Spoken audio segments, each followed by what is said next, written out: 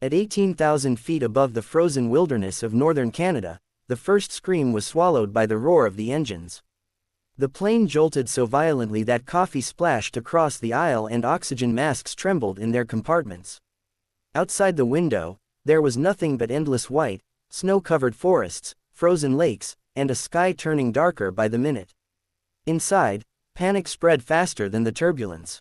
"Ladies and gentlemen," the pilot's voice cracked over the intercom. It wasn't the calm, steady voice they had heard at takeoff from Vancouver.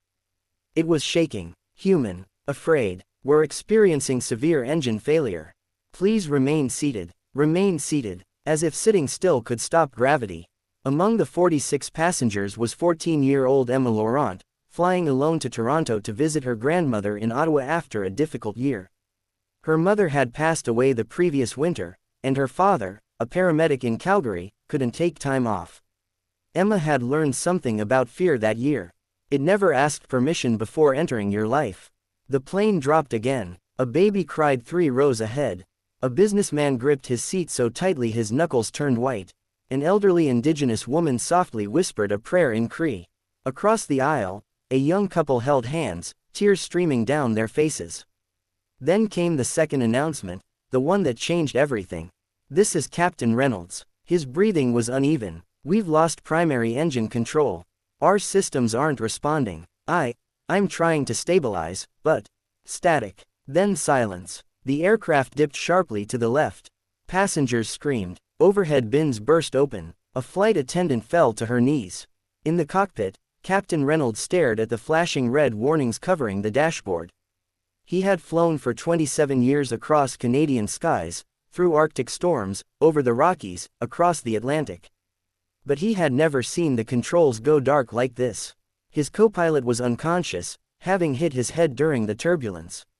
For the first time in decades, the captain whispered words no one expected to hear. "I can't." Not into the intercom, just to himself. But someone heard it. Emma had unbuckled her seatbelt.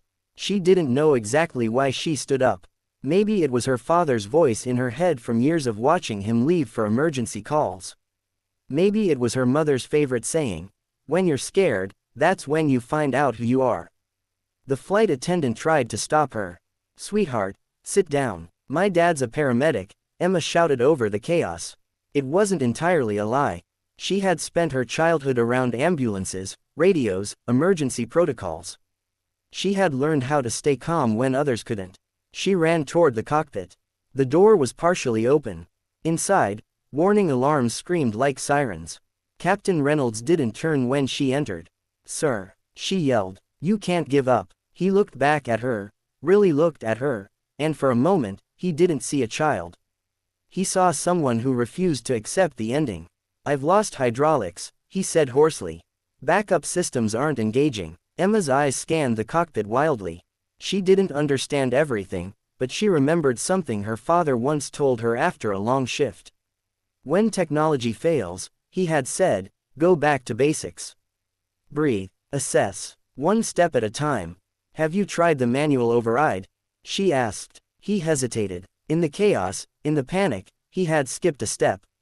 The checklist lay half finished beside him. His hands were shaking too badly to focus. Emma stepped closer. "Tell me what to read." And so she did. Line by line, her young voice cut through the noise. Checklist item by checklist item. Reset auxiliary. Power. Engage alternate hydraulic pump. Stabilize rudder manually. The plane was still descending. 17,000 feet. Passengers were praying. 16,000 feet. Captain Reynolds' breathing began to steady as he followed the procedures aloud. 15,000 feet. A flicker on the control panel. Hydraulics pressure rising, he muttered. 14,000 feet. The nose steadied slightly. Hope, fragile and thin as ice on a winter lake, began to form. Outside, the endless forests of Manitoba stretched beneath them. There was a small regional airstrip 40 kilometers ahead, barely more than a strip of cleared land used for medical evacuations and supply flights. "We might make it," he whispered. But they were coming in too fast. "Flaps are limited," he said. Emma swallowed hard. Her heart felt like it would explode from her chest. She wanted her dad. She wanted to be small again. But instead, she kept reading. 13,000 feet. 12,000. The cabin had gone eerily quiet. People sensed the shift. They didn't know what was happening in the cockpit, but they felt the plane leveling.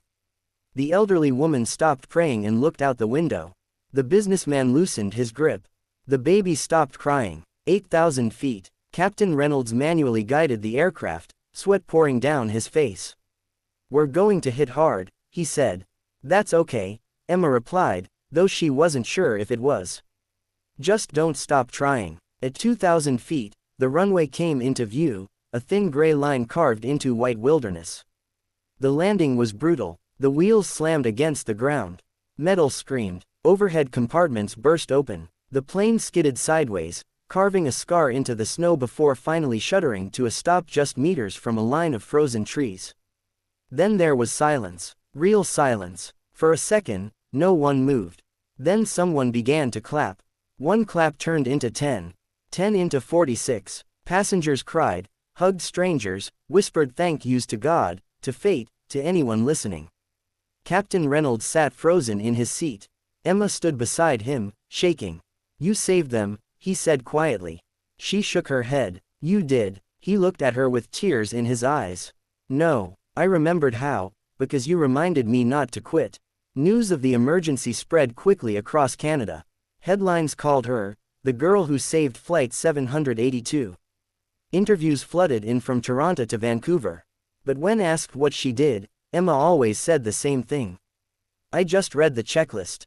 Months later, Captain Reynolds visited her and her father in Calgary. He brought her something, the original checklist from that day, framed in glass. At the bottom, he had written a note. "When I gave up at 18,000 feet, a young girl refused to let us fall." Emma kept it on her wall. Because sometimes heroes don't wear uniforms. Sometimes they're 14, grieving, scared, and standing in a cockpit at 18,000 feet, proving that courage isn't about knowing you'll succeed. It's about refusing to quit when everyone else thinks it's over. And if you're watching this right now, wondering whether one small voice can really make a difference, remember this. At 18,000 feet above the frozen Canadian wilderness, one young girl's voice was louder than fear, and it brought 46 people home alive.